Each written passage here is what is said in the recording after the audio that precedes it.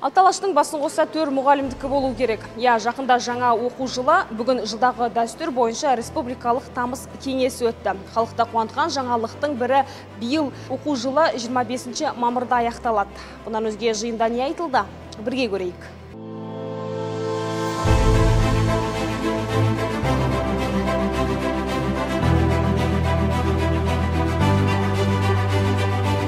Біз биылдан бастап тәрбие жұмысының рөлін күшейтуге көп көңіл бөлуіміз қажет. Сондықтан бұл жұмыста біз үшін ата-аналардың қолдауы өте аса маңызды. Осыған байланысты жаңа оқу жылынан бастап барлық білім беру ұйымдарында ата-аналарды педагогикалық қолдау орталығы жұмысын бастайды. Біз оқу сауаттылығының рөлін күшейтуге, оқуға құштар мектеп жобасы аясында кітап арқылы тәрбиелеуге көп көңіл бөлуіміз керек. Қазір білім беру ұйымдарындағы көркем әдебиет қоры 3,7 миллион данаға ұлғайды.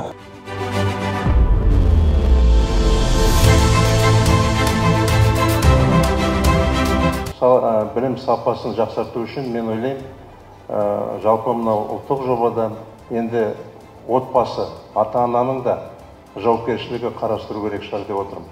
Себебі біз айтып жүрміз, бұл баланың білімі, баланың тәрбиесі, мәдениеті тек қана осы мектеп және бірінші әрине отбасы, және мектеп. Екеуі бірге жұмыс жасаса, біз үлкен тағда жақсы көрсеткіштерге жетеміз.